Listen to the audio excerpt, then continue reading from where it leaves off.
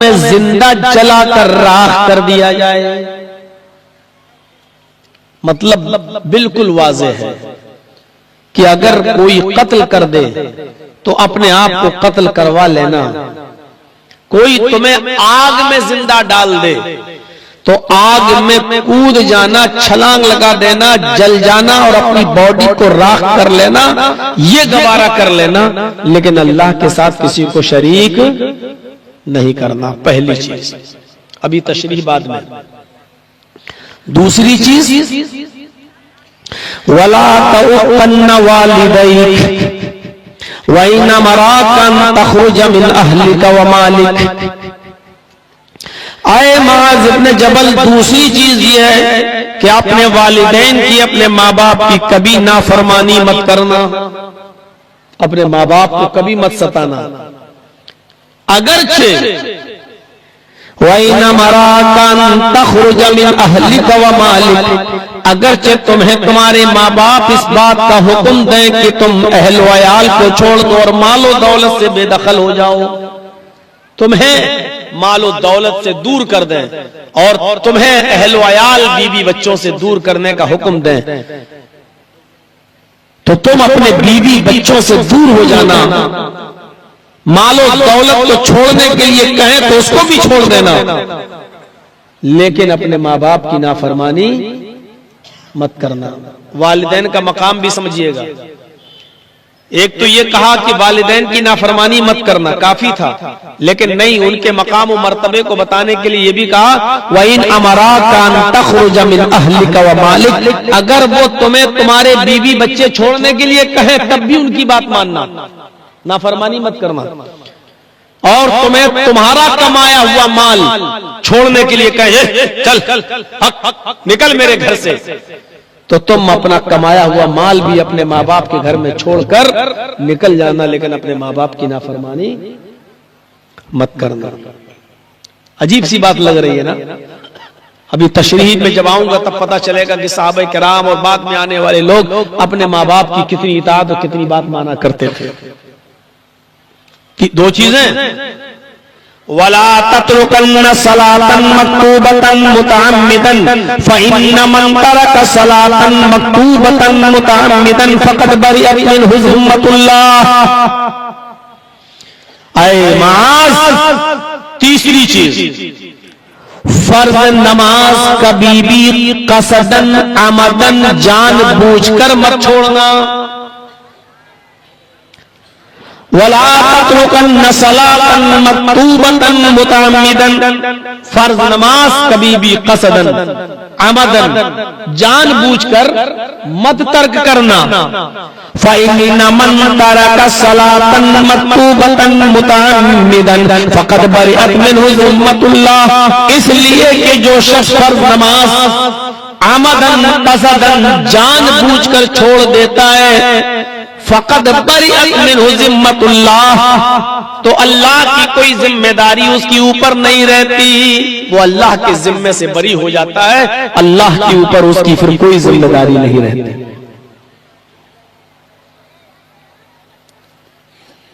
آپ جیسے بولتے نہیں ہیں بھائی، اپنے سامان کی خود حفاظت کرو، اگر اسٹیج سے کوئی چیز غائب ہو گئی تو کمیٹی اس کی ذمہ دار نہیں ہوگی،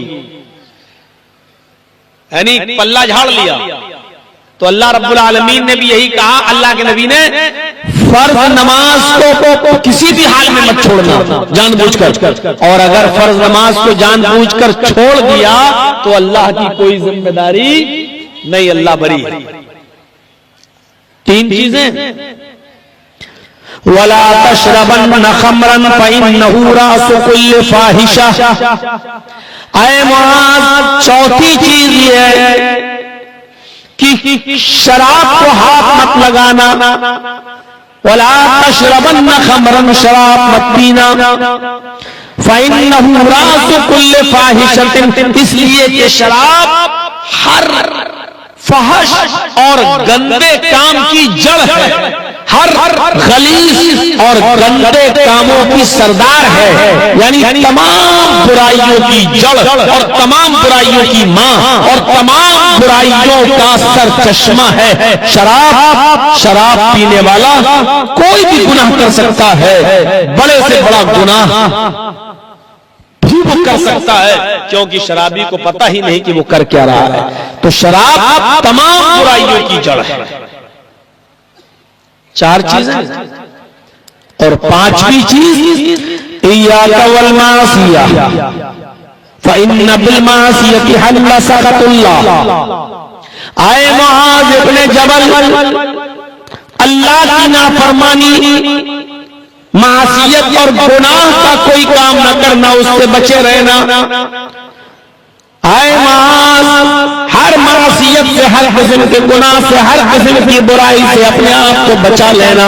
فإن بالمعصیۃ حل سخط اللہ، اس لیے کہ جس بستی میں، جس شہر میں، جس آبادی میں، جس قریہ میں، جس گاؤں میں اللہ کی کھلے عام نافرمانی ہوتی ہے، گناہ کے کام ہوتے ہیں، حل سخط اللہ، اس بستی پر، اس قریے پر، اس گاؤں پر اللہ کا عذاب حلال ہو جاتا ہے، اللہ کی ناراضگی حلال ہو جاتی ہے، یعنی اللہ رب العالمین اس بستی پر اپنا عذاب نازل فرماتا ہے۔ یہ 5 چیزیں بتائی ہیں تو 10 اس حدیث کے اندر، چلیے وہ 5 جو باقی ہیں گنا دیتا ہوں، اگر چل پایا تو ٹھیک۔ ایاک والفرار من الزحف وَإِنْ حَلَقَ النَّاسِ، 6ٹھی چیز، میدان جنگ میں لڑ رہے ہو، اگر جہاد کر رہے ہو، کافروں کے مقابلے میں لڑ رہے ہو، ان کی طرف سے آنے والے تیر تمہاری اوپر برس رہے ہو، یا ان کی تعداد زیادہ دیکھ کر تم پیٹھ دکھا کر مت بھاگنا۔ ایسا نہ ہو کہ دیکھو نہیں یہ تو بہت زیادہ ہیں، بھاگو نہیں تو چٹنی بنا دیں گے، ہم مارے جائیں گے۔ تو کبھی بھی میدان جنگ سے پیٹ پھیر کر مت بھاگنا۔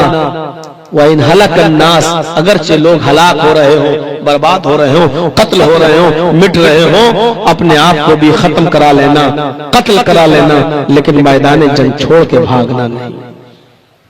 اس لیے کہ یہاں اگر قتل ہوئے، مارے گئے، تو شہادت کا درجہ پا کر جنت مل جائے گی۔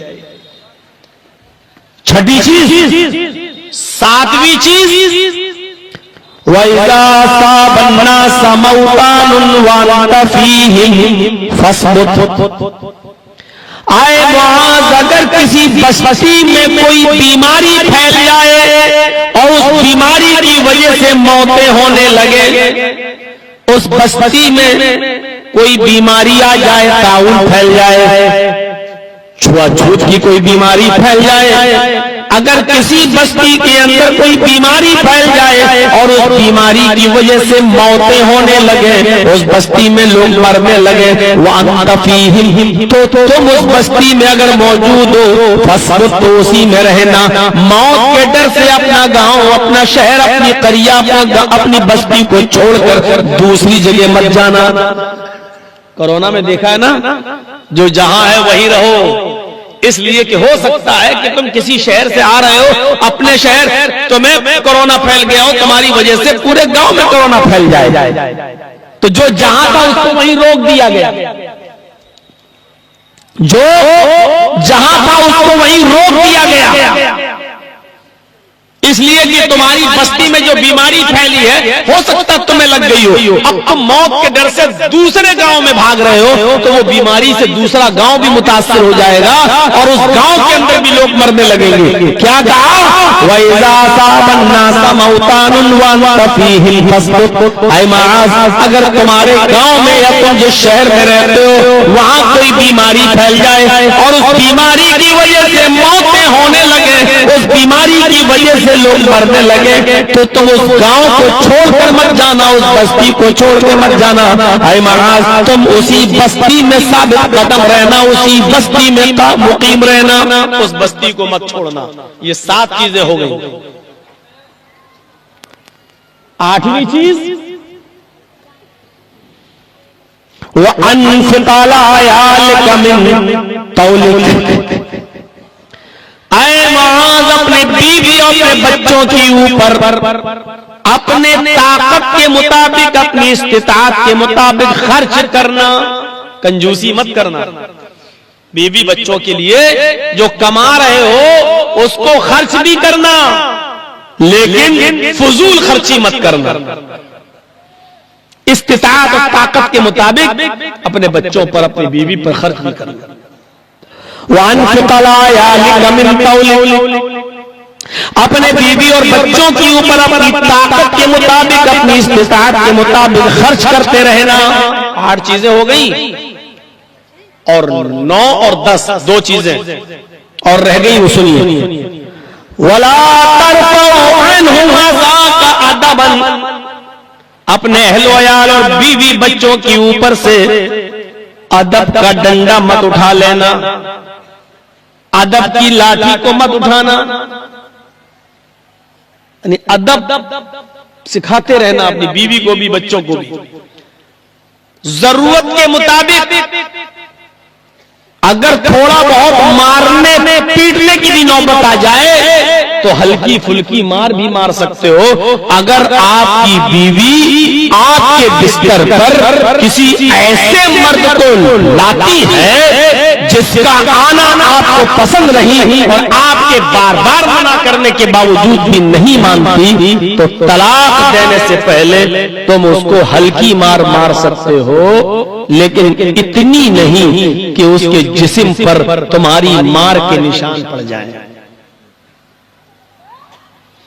اور آخری راستہ ہے اس کے باوجود مار سے اور سمجھانے سے، میٹنگیں ہونے سے، دونوں طرف کے لوگوں کے بیٹھنے کے بعد بھی معاملہ اگر حل نہیں ہوتا اور آپ کی بیوی نہیں سنبھلتی اور نہیں سدھرتی ہے، تو پھر آخری مرحلہ ہے کہ اس کو طلاق دے دیا جائے۔ اور طلاق بھی ڈائریکٹ تینوں نہیں، جب آپ کی بیوی حالت طہر میں ہو، پاک ہو اور حیض سے پاک ہو جائے تو پہلی طلاق دو تاکہ وہ ڈر جائے، اور ایک طلاق کے بعد ہو سکتا ہے کہ وہ سدھر جائے، راستے پہ آ جائے۔ غیر مرد کو آپ کے بستر پر نہ آنے دے، معافی تلافی کر لے، اگر کر لیتی ہے سدھر جاتی ہے تو رجوع کر لو، وہ آپ کی بیوی ہے۔ اور اگر اس کے باوجود نہیں مانتی ہے تو پھر دوسرے مہینے میں جب وہ حالت حیض سے پاک ہو جائے تو پھر دوسری طلاق دو۔ اگر دوسری طلاق کے بعد بھی ڈر جائے، سدھر جائے، راستے پہ آ جائے، غیر مرد سے رشتہ توڑ لے، تب بھی آپ اس کو رجوع کر سکتے ہو، کیونکہ ابھی آپ نے 2 ہی طلاقیں دی ہیں، وہ آپ کی بیوی ہے۔ لیکن 2 مہینے کے بعد بھی اگر وہ نہیں مانتی اور غیر مرد کو بستر پر لاتی ہے، آپ کو چلا رہی ہے، آپ کی طلاق کا بھی کوئی اثر نہیں پڑ رہا ہے، تو پھر آپ سمجھ لو کہ اب یہ بدچلن ہے، اب یہ کسی بھی قیمت پر میری نہیں بن کے رہ سکتی ہے۔ میری دی ہوئی 2 طلاقوں کے بعد بھی اس کا گھمنڈ نہیں ٹوٹا اور یہ گھر بگاڑنے ہی پر آمادہ ہے، تو پھر ایسی عورت جو آپ کی 2 طلاقوں کے باوجود بھی غیر سے اپنا رشتہ نہیں ختم کر رہی ہے، تو پھر اب ایسی عورت کی ضرورت بھی نہیں ہونی چاہیے آپ کو۔ پھر تیسرے مہینے میں تیسری طلاق دے کر اس کا معاملہ ختم کرو۔ تو میرے بھائیوں، اسی بات کو اللہ کے رسول نے کہا، وَلَا تَرْفَعُوا عَنْهُمَا سَاكَ أَدَبًا، اپنے بیوی بچوں پر ضرورت کے مطابق خرچ کرو، اور ادب کی لاٹھی، ادب کا ڈنڈا ان کے اوپر سے مت اٹھا لینا، یعنی بے لگام مت چھوڑ دینا۔ جو مرضی آئے کریں، جو دل میں آئے وہ کریں، جتنا جب چاہے گھر سے بلا اجازت نکل جائیں، جب چاہے بازار جائیں، جب چاہے شاپنگ کریں، اور جب چاہے وہ اپنی شوہر کو اپنے جوتے کی نوک پر رکھیں اور پوچھیں نہ، اور آوارہ گھومتی پھریں، ان کو کوئی مطلب نہیں شوہر سے، ان کو بے لگام مت چھوڑ دینا۔ ادب کا لگام ان کے ناک میں ڈالے رہنا، ادب کی لاٹھی ان کے اوپر سے مت اٹھا لینا۔ یہ 9 چیزیں ہو گئی ہیں، اور 10ویں چیز بچوں کے سلسلے میں فرمائی، اے معاذ 10ویں چیز ہے وَأَخِفْهُمْ فِي اللَّهِ، اپنے اہل و عیال کو، اپنے بیوی اور بچوں کو اللہ سے ڈراتے رہنا، اللہ کا خوف ان کے دل میں بھرتے رہنا، اللہ کا خوف اور اللہ کا ڈر ان کے دل میں آنا چاہیے۔ یہ 10 چیزیں آپ اپنے ذہن میں رکھیے گا، بھول گئے ہوں گے نا؟ یہ 10 چیزیں جو بتائی ہیں سن تو لیا 10 لیکن کھڑا کر کے پوچھے تو گنا نہیں پائیں گے. نکل گئی ہوگی ذہن سے, دماغ سے. اب آئیے پہلی چیز کی ہلکی سی تشریح, دوسری چیز کی ہلکی سی تشریح. ارے وہ اتنی دور سے آ رہے ہیں, وہاں سے لے لو, دوسرا آدمی لیتے ہوئے آ جائے, قرآن سب کی صفحے چیرتے ہوئے آئیں گے. لائیے پہنچا دیجئے, آپ لوگ لیتے رہیے اور آگے بڑھاتے رہیے. تو پہلی چیز کیا بتائی اللہ کے نبی صلی اللہ علیہ وسلم نے؟ لا تشرک باللہ شیئا ان قتلت او حرقت. ایماز اللہ کے ساتھ کبھی بھی کسی بھی حال میں شرک مت کرنا, دوسرے کو شریک مت کرنا. ان قتلت او حرقت, چاہے تمہیں قتل کر دیا جائے یا چلا دیا جائے. اب ایک مسئلہ یاد رکھیے گا یہاں پر, مجبوری میں بھی شرک کرنا جائز نہیں. اگر کوئی تمہاری گردن پر تلوار رکھ کر شرک کرائے تب بھی جائز نہیں. ہاں, جان بچانے کے لیے اگر کوئی کلمہ کفر ادا کراتا ہے تو کلمہ کفر تو زبان سے نکال سکتے ہو, لیکن شرک نہیں کر سکتے. مثلا کوئی یہ کہے کہ کس کو مانتے ہو؟ کہ اللہ کو. اللہ کا انکار کر, نہیں کروں گا. اللہ کا انکار کر, نہیں کروں گا. اس نے تلوار رکھ دی میری گردن پر. اے جرجیت صاحب, اللہ کا انکار کر رہے ہو کہ نہیں کر رہے؟ اگر اللہ کا انکار نہیں کرو گے تو میں مار دوں گا. یہاں اپنی جان بچانے کے لیے اللہ کا انکار کرنا جائز ہے. اپنی جان بچانے کے لیے یہاں اللہ کا انکار کرنا جائز ہے, لیکن دل سے نہیں, زبان سے. دل میں یہی ہونا چاہیے, نہیں بس میری جان بچ جائے, میرا ایمان تو اللہ پر ہے, لیکن جان بچانے کے لیے اللہ کا انکار کرنا یہاں جائز ہے, وہ بھی صرف زبان سے, دل سے نہیں. دل مطمئن نہیں ہونا چاہیے اللہ کے انکار پر, زبان سے ہاں ٹھیک ہے اللہ نہیں, چلو ٹھیک ہے اللہ کا انکار کر دیا, بس اب تو خوش ہو, اس نے چھوڑ دیا. جان بچانے کے لیے اتنا کر سکتے ہیں. لیکن اگر وہ شخص یہ کہے مجھے سجدہ کر تب میں تجھے چھوڑوں گا, تو یہ شرک ہے, یہ شرک ہے, یہ جائز نہیں ہے. اگر وہ گردن پہ تلوار رکھ کے کہے اگر مجھے سجدہ نہیں کیا تو میں تیری گردن کاٹ دوں گا, تو یہاں اللہ کے نبی کہتے ہیں قتلت او حرقت, اگر تمہاری گردن کٹتی ہے تو کٹا لینا, لیکن اللہ کے علاوہ کسی غیر کو دوسرے کے سامنے سجدہ نہیں کرنا. دونوں چیزوں میں فرق سمجھ رہے ہیں نا؟ مثلا اگر کوئی آدمی آپ کو باندھ دے اور لاٹھی ڈنڈے مارے اور آپ سمجھ لو کہ اب میری لنچنگ ہو رہی ہے, مجھے مارا جائے گا, اب مجھے قتل کیا جائے گا, اور بالکل نہیں بچیں گے. اب وہ یہ کہتا کہ جے شری رام بولو تب میں تجھے چھوڑوں گا, اور آپ کو معلوم ہے کہ جے شری رام کہنے سے میری جان بچ سکتی ہے, تو جے شری رام بول کر اپنی جان بچا لو. لیکن اگر وہ یہ کہے کہ مجھے سجدہ کر یا میرے آقا کو سجدہ کر یا میرے بھگوان کو, مودی یا یوگی کو سجدہ کر یا میرے باس کو سجدہ کر تب میں تجھے چھوڑوں گا, بول سجدہ کرے گا؟ تو یہاں پر اپنے آپ کو قتل کرا لینا, لیکن کسی غیر کے سامنے سر نہیں چھوڑنا. حدیث میں آتا ہے کہ صحابی نے کہا اللہ کے رسول اگر جنگل میں کوئی آدمی کہے کہ اللہ کا انکار کر دے تب میں تجھے چھوڑوں گا, تو کیا میں اللہ کا انکار کر کے اپنی جان بچا لوں؟ اللہ کے نبی نے کہا اللہ کا انکار کر کے اگر تیری جان بچ رہی ہے تو تو اپنی جان بچا لے. اس صحابی نے پوچھا اللہ کے نبی اگر وہ یہ کہے کہ مجھے یا میرے سردار کو سجدہ کرو تو کیا میں اللہ کو چھوڑ کر اس کو یا اس کے سردار کو سجدہ کر کے اپنی جان بچا سکتا ہوں؟ اس موقع پر اللہ کے نبی نے فرمایا اگر تجھے قتل کیا جا رہا تو اپنے آپ کو قتل کرا لینا، اگر تجھے جلا کر راکھ کیا جا رہا تو اپنے آپ کو جلا کر راکھ کرا لینا، لیکن اللہ کے علاوہ کسی دوسرے کو سجدہ مت کرنا۔ اللہ کے رسول نے پہلی چیز کیا بتائی؟ لا تشرک باللہ شیئا ان قتلت او حرقت، شرک مت کرنا۔ کلمہ کفر ادا کرنا تو جائز ہے مجبوری میں، وہ بھی دل سے نہیں زبان سے، لیکن مجبوری میں شرک کرنا جائز نہیں ہے۔ اگر قتل کیا جائے ہو جاؤ، اگر جلایا جائے تو جل جاؤ، جیسے فرعون کی بیوی آسیہ، اور جیسے اس عورت کو دیکھو جس کے چھوٹے چھوٹے بچے، اور جب آگ میں ڈالا جانے لگا تو ایک بچہ اس کا چھوٹا سا کہنے لگا ماں اس آگ میں جلنے سے کیوں ڈر رہی ہو؟ شرک کرا رہا ہے تو میں شرک نہیں کرنا ہے۔ ماں جنت کو دیکھو، اس چھوٹے سے شیرخوار بچے کے منہ سے یہ آواز آئی اور اس ماں نے آگ میں چھلانگ لگا دی اور جل کر چرمرا گئی۔ میرے پیارے ساتھیوں، شرک نہیں کرنا ہے اگرچہ آگ میں جلا دیا جائے، ہاں کلمہ کفر ادا کرنا جائز ہے لیکن شرک جائز نہیں ہے۔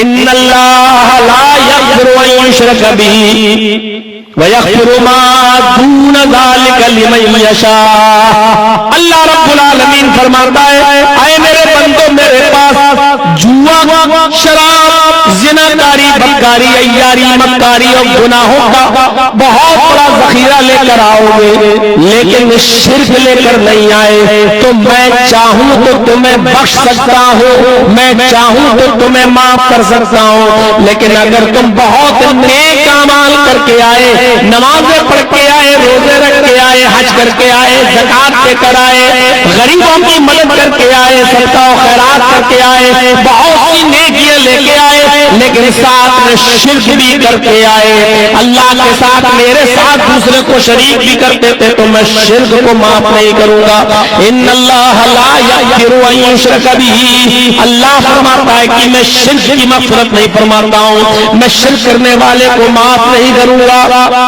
وَيَغْفِرُ مَا دُونَ ذَلِكَ لِمَن يَشَاءُ، اور شرک کے علاوہ میں جس کو چاہوں گا بخش دوں گا، جس کو چاہوں گا بخش دوں گا۔ ارے کیا ہوگا؟ زنا، شراب، جوا، یہ سب گناہ لے کے آئے لیکن شرک نہیں کرتے تھے، توحید پر موت ہوئی تو اللہ رب العالمین ان گناہوں کی سزا جہنم میں دلا دے گا۔ اے فرشتوں، میرے اس بندے کو جہنم میں لے جاؤ، جوا کھیلتا تھا سزا دے دو، شراب پیتا تھا سزا دے دو، جوا کھیلتا تھا سزا دے دو، سود اور بیاج کھاتا تھا سزا دے دو۔ سزا دینے کے بعد کہے گا اللہ اس کو نکال لو، اب اس کو جنت کے اندر داخل کر دو، اس لیے کہ میرا بندہ توحید پر مرا ہے، میرے ساتھ کسی کو شریک نہیں کرتا تھا، گناہ اس نے دنیا میں کیے، اس کی سزا اس کو مل گئی، لیکن میرے علاوہ کسی کو سجدہ نہیں کرتا تھا، میرے علاوہ کسی کے سامنے دامن نہیں پھیلاتا تھا، میرے علاوہ کسی کے سامنے بھیک نہیں مانگتا تھا، میرے علاوہ کسی سے دست سوال دراز نہیں کرتا تھا، اس لیے میرے بندے کو اب میں بخش رہا ہوں، اس کو جنت کے اندر داخل کر دو۔ گناہگاروں کو ان کے گناہوں کی سزا ملے گی لیکن بعد میں وہ نکال لیے جائیں گے۔ فرمایا من کان فی قلبہ مثقال ذرۃ، جس کے دل میں رائی کے دانے کے برابر بھی اگر ایمان ہوگا، رائی کے دانہ سرسوں کا دانے کے برابر بھی ایمان باقی ہوگا اور اس نے شرک نہیں کیا ہوگا تو اللہ رب العالمین اس کو جہنم سے نکال کر جنت کے اندر داخل کر دے گا، لیکن شرک کرنے والے کو نہیں۔ مسند احمد کی وہ روایت آپ کے سامنے آئی ہوگی، کبھی سنا ہوگا علماء سے، دو لوگ ایک بت کے پاس سے گزرے، دو آدمی، دو شخص ایک بت کے پاس سے گزرے، وہاں پوجا ہوتی تھی اس کی، وہاں جو بیٹھا ہوا تھا مجابر سمجھ لو، جو اس بت کا رکھوالا تھا، اس نے ان دونوں سے کہا چلو ہماری اس بت کے اوپر کچھ چڑھاؤ، کچھ چڑھاوا چڑھاؤ۔ دونوں نے کہا ہمارے پاس کچھ نہیں۔ اس آدمی نے کہا جو بت کے پاس بیٹھتا تھا رکھوالا، اس نے کہا قرب ولو ذبابا، ہمارے بت کے پاس سے گزر نہیں سکتے ہو جب تک کہ کچھ چڑھاؤ گے نہیں، اگر ایک مکھی ہی ہو اس کو مار کے چڑھاؤ، لیکن چڑھاؤ۔ یہ چیز ان لوگوں کے لیے عبرت ناک ہونی چاہیے جو پوری پوری چادر چڑھا دیتے ہیں، 18 اور 20 میٹر کے پورے تھان لے جاتے ہیں اور چڑھاتے ہیں۔ اس شخص نے کہا کہ ایک مکھی ہی چڑھاؤ مار کے، لیکن چڑھاؤ۔ اس میں سے ایک آدمی نے ایک مکھی ماری، ان دو لوگوں میں سے ایک آدمی نے ایک مکھی ماری، اور مکھی مارنے کے بعد اس نے اس بت کے اوپر چڑھا دیا۔ لو فخلوا سبیلا، مسند احمد کے الفاظ میں ان لوگوں نے اس کا راستہ چھوڑ دیا۔ جاؤ، اس نے مکھی مار کے چڑھایا، جانے دو اس کو، چلو اس نے چڑھایا تو ہے کچھ۔ فخلوا سبیلا فدخل النار، جب وہ مرتا ہے تو اللہ رب العالمین نے اس کو جہنم میں داخل کر دیا۔ غور کیجئے، ایک مکھی مار کر چڑھایا تھا، کہاں گیا؟ جہنم میں۔ لیکن دوسرا آدمی جو تھا اس نے کہا میں مکھی بھی مار کر نہیں چڑھا سکتا، میں اللہ کے علاوہ کسی کے اوپر نذرانے چڑھانا جائز نہیں سمجھتا ہوں، یہ شرک ہے کہ میں کوئی چیز کسی غیر اللہ پر چڑھاؤں۔ میں پتھر کے بت کے سامنے مکھی بھی نہیں چڑھا سکتا، نہیں چڑھاؤں گا۔ حدیث کے الفاظ فقتلوہ، ان لوگوں نے مل کے اس کو مار ڈالا، جو اس بت کے رکھوالے تھے ان سب نے مل کر اس آدمی کو قتل کر دیا۔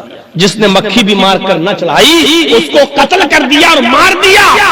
فدخل الجنہ، ادھر اس کو مارا، اللہ نے اس کو جنت کے اندر داخل کر دیا۔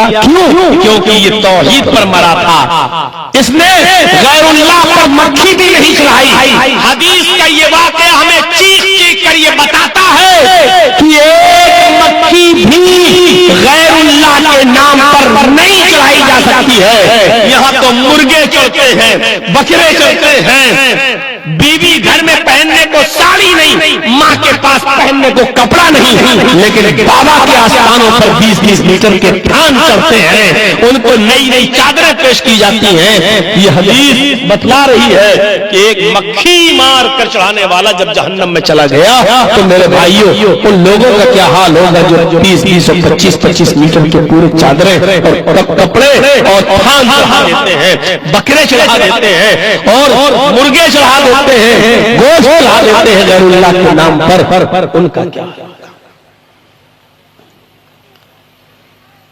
لا تشرک باللہ شیئا ان قتلت او حررت، برداشت کی نہیں اللہ کو، قتل کروا لینا، جلا کر راکھ کر لینا، لیکن شرک مت کرنا۔ اچھا ایک بات اور سن لو، بس شرک کے اوپر یہ آخری، پھر آگے بڑھتا ہوں۔ آپ کتنی بھی نمازیں پڑھ لیں، کتنے بھی حج کر لیں، کتنی بھی زکاتیں دے دیں، کتنا بھی اچھا کام کر لیں، لیکن اگر شرک کرتے ہیں تو وہ عمل بیکار، وہ عمل بیکار۔ دنیا میں سب سے زیادہ معتبر شخصیت، معتبر ہستی محمد الرسول اللہ صلی اللہ علیہ وسلم کی ہے۔ اللہ تعالیٰ نے محمد الرسول اللہ سے بھی کیا کہا؟ اور سنو میرے ساتھیوں، سنو، بہت آسان ہے نا، آج بڑی آسانی کے ساتھ کہہ دیتے ہو، آج ہماری زبانوں سے کتنی جلدی نکل جاتا ہے، ارے صاحب وہ ڈاکٹر بہت اچھا ہے، ارے وہ تمہارے بیٹے کو صحیح کر دے گا، ارے اس ڈاکٹر کے پاس چلے جاؤ، ارے وہ تو موت کے منہ سے نکال لیتا ہے۔ ہم لوگ عام زبانوں میں یہ جملے بولتے ہیں، میرے بھائیو ان جملوں سے بچو، جہاں تک ہو سکے بچو۔ یہ کہو کہ اللہ نے اس ڈاکٹر کی دوا میں بڑی شفا رکھی ہے، اس کے پاس لے جاؤ، اللہ رب العالمین اس ڈاکٹر کی دوا سے انشاءاللہ آپ کے بیٹے کو شفا دے گا، آپ کی ماں کو شفا دے گا۔ کوشش کرو کہ یہ جملے نکلیں۔ اللہ تعالیٰ نے اپنے نبی سے بھی کیا کہا؟ اور کس سے؟ اپنے نبی جناب محمد رسول اللہ صلی اللہ علیہ وسلم سے۔ اللہ نے کیا فرمایا؟ لَئِنْ أَشْرَكْتَ لَيَحْبَطَنَّ عَمَلُكَ، قرآن پڑھیے، لَئِنْ أَشْرَكْتَ لَيَحْبَطَنَّ عَمَلُكَ لَتَكُونَنَّ مِنَ الْخَاسِرِينَ۔ کوئی آیت کے ترجمے پر غور کر لے تو سوچو تو اللہ تعالیٰ نے نبی سے بھی کیا کہا؟ اے محمد صلی اللہ علیہ وسلم، اے میرے حبیب، اے میرے نبی، لَئِنْ أَشْرَكْتَ لَيَحْبَطَنَّ عَمَلُكَ، اگر آپ شرک کریں گے تو آپ کے عمل بھی برباد ہو جائیں گے۔ لَيَحْبَطَنَّ عَمَلُكَ، آپ کے عمل بھی رائگاں ہو جائیں گے۔ لَئِنْ أَشْرَكْتَ لَيَحْبَطَنَّ عَمَلُكَ، اگر آپ شرک کریں گے تو آپ کے عملوں کو بھی برباد کر دیا جائے گا، آپ کے عمل بھی مٹ جائیں گے۔ لَتَكُونَنَّ مِنَ الْخَاسِرِينَ، اور آپ بھی نقصان اٹھانے والوں میں سے ہو جائیں گے۔ اللہ کو شرک اتنا ناپسند ہے کہ وہ اپنے نبی سے بھی یہ کہہ رہا ہے کہ اے نبی، اگر آپ نے شرک کیا تو آپ کی نمازیں، آپ کے روزے، آپ کے حج، آپ کی زکاتیں، آپ کا صدقہ و خیرات اور آپ کے سارے دینی کام اور اچھے عمل یہ بھی برباد کر دیے جائیں گے، ہم ان کو برباد کر دیں گے۔ یعنی شرک اور توحید دونوں ایک ساتھ جمع نہیں ہو سکتا ہے، آگ اور پانی دونوں ایک ساتھ جمع نہیں ہو سکتا ہے، اسی طریقے سے شرک اور توحید دونوں ایک ساتھ جمع نہیں ہو سکتا ہے۔ ایک طرف نماز میں کہو ایاک نعبد و ایاک نستعین، اے اللہ ہم تیری ہی عبادت کرتے ہیں اور تجھ سے ہی مدد طلب کرتے ہیں، ایک طرف یہ کہو اور دوسری طرف پھر یہ کہو کہ بابا تیرے در پہ آیا ہوں تو جھولا جھولی بھر کے جاؤں گا، ایک طرف کہو کہ اللہ تیری مدد کی ضرورت ہے ہم تجھ سے ہی مدد چاہتے ہیں، اور دوسری طرف کہو کہ بابا تیرے در پہ آیا ہوں تو بیٹا بیٹی لے کے جاؤں گا۔ یہ دونوں چیزیں ایک ساتھ جمع نہیں ہو سکتی ہے۔ اے محمد صلی اللہ علیہ وسلم، اگر آپ نے شرک کیا تو آپ کے عمل بھی برباد کر دیے جائیں گے اور آپ نقصان اٹھانے والوں میں سے ہو جائیں گے۔ ارے ہماری اور آپ کی نمازوں کی حیثیت کیا ہے؟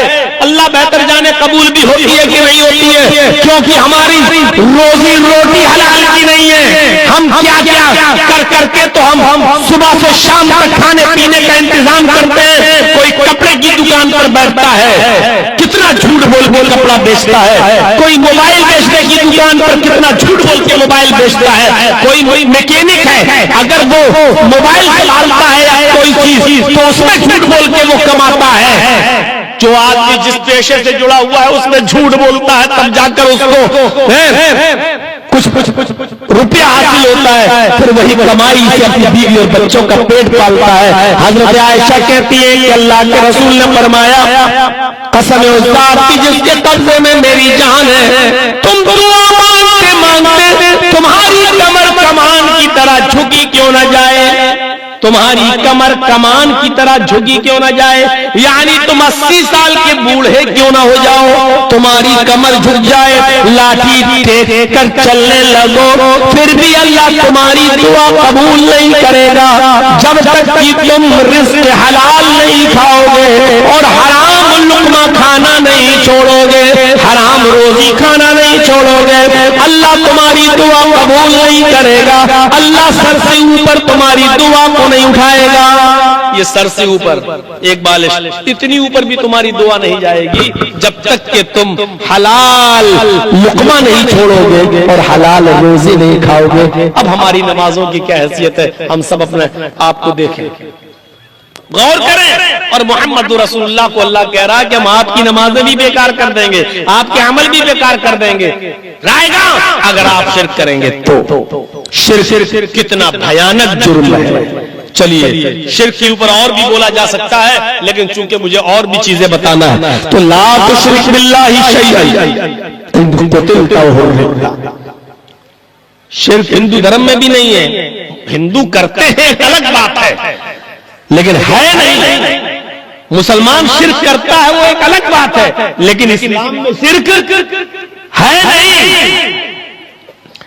ارے رام چندر جی نے اپنے پیر نہیں छूने दिए थे।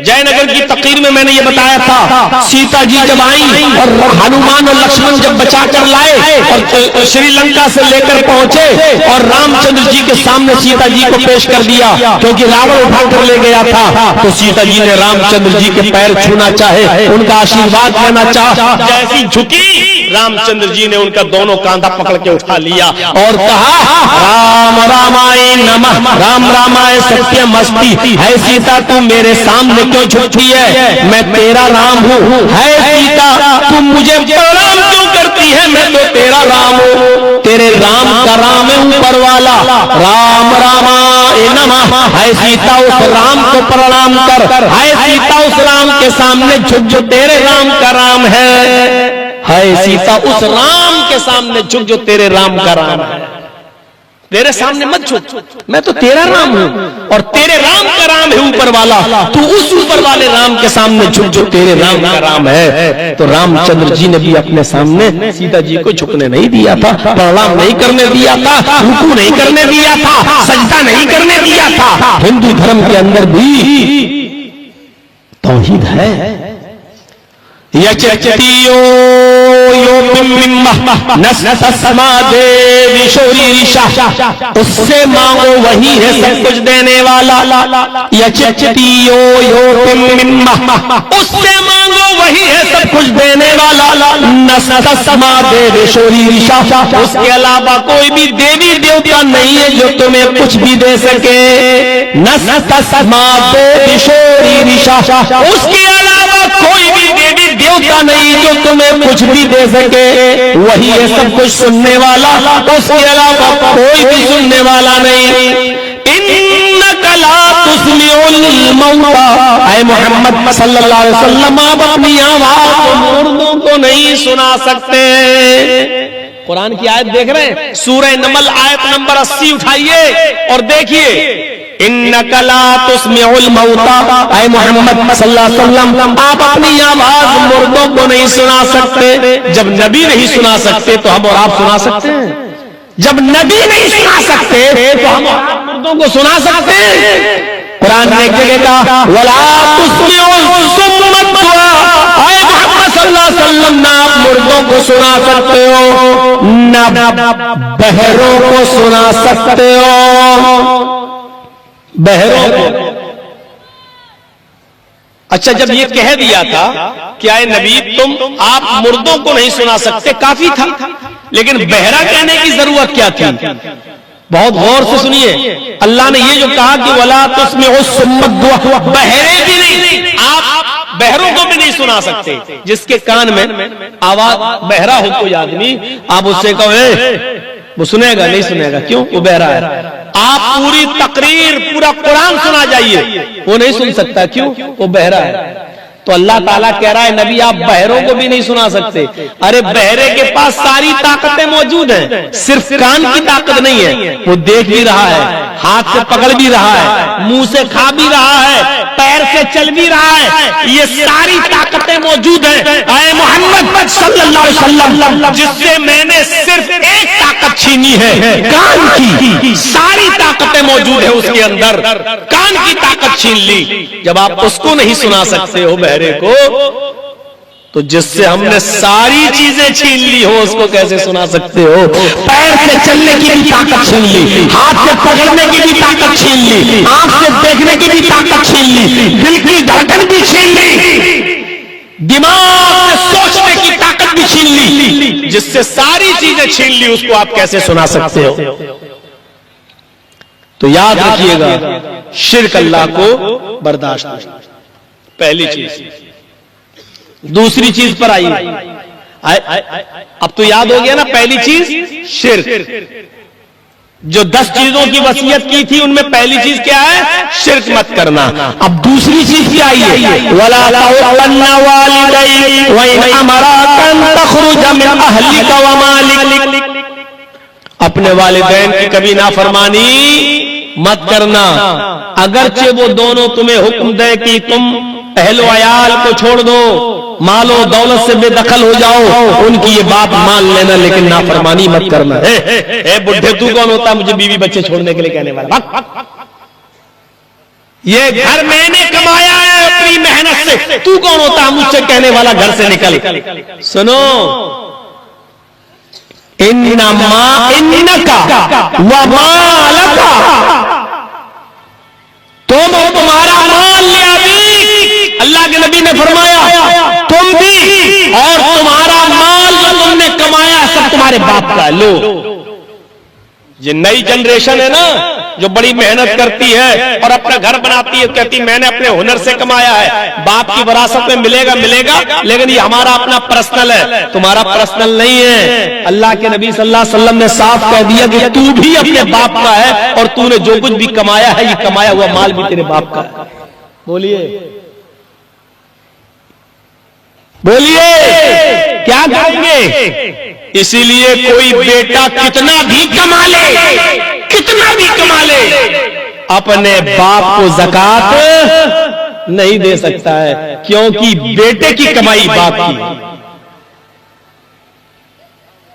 کوئی بیٹا کتنا بھی کما کے کتنا امیر ہو جائے، الگ رہ رہا ہے، بہت امیر ہو گیا، لیکن باپ اس کا غریب ہے، بیٹا باپ کو زکات دینا چاہے تو نہیں دے سکتا ہے، کیونکہ جو بیٹے کا مال ہے وہ باپ کا مال ہے، اور باپ کہے چھوڑو چلو نکلو تو چھوڑ کے نکل، نافرمانی مت۔ اب یہاں جتنے نئی جنریشن کے لڑکے بیٹھے ہوں گے کہیں گے یہ مولوی تو بڑا خطرناک بول رہا ہے، ویسے ہم اپنے باپ سے پریشان تھے، اب تو یہ اور بڈھا سٹیا جائے گا، کل سے کہے گا کہ دیکھو مولانا صاحب سے دیکھو کیا بتا رہا ہے۔ ماں باپ کی نافرمانی میں اس کی جیتی جاگتی ایک مثال دوں آپ کو۔ حضرت ابراہیم علیہ السلام جب شام میں گئے اور اپنے بیٹے اسماعیل علیہ السلام سے ملنا چاہتے تھے، اپنے بیٹے اسماعیل علیہ السلام سے ملنا چاہتے تھے تو اسماعیل علیہ السلام کے گھر گئے۔ اسماعیل علیہ السلام شکار کھیلنے کے لیے گئے ہوئے تھے، ان کے بیٹے کہاں گئے؟ شکار کھیلنے کے لیے۔ گھر میں ان کی بیوی تھی اور بیوی جانتی نہیں تھی کہ دروازے پر کون آیا ہے۔ ابراہیم علیہ السلام نے دروازے کو دستک دی، اسماعیل کی بیوی نے دروازہ کھولا، سامنے بوڑھے آدمی کو دیکھا، اس بزرگ نے ابراہیم نے کہا السلام علیکم، اسماعیل کی بیوی نے کہا وعلیکم السلام، آپ کون؟ فرمایا اسماعیل کا گھر ہے۔ کہا جی وہ کہاں ہے؟ کہا وہ شکار کھیلنے کے لیے گئے ہوئے ہیں۔ کہا اچھا یہ بتاؤ بیٹی اس گھر میں تمہارا گزر بسر کیسا چل رہا ہے؟ اس گھر میں تمہارا گزر بسر کیسا چل رہا ہے؟ اسماعیل علیہ السلام کی بیوی نہیں پہچان پائی کون ہے، جواب دیا بہت برا، تنگ دستی ہے، ہمارے گھر کے حالات بہت خراب ہیں، صبح اگر کھا لو تو شام کو بھوکا سونا پڑتا ہے اور شام کو کھا لو تو صبح بھوکا رہنا پڑتا ہے، ہمارے گھر کے حالات بہت خراب ہیں۔ وہ سمجھی کہ شاید یہ بڈھا کچھ مدد کرے گا، کچھ لے کے آیا ہوگا، بتا دیا ہمارے گھر کے حالات بہت خراب ہیں، تنگ دستی ہے، اچھی حالت نہیں ہے، صبح کھا لو تو شام کو بھوکا سوتی ہوں اور شام کو کھا لو تو صبح بھوکی اڑتی ہوں اور پھر دوپہر تک شام تک بھوکی رہتی ہوں۔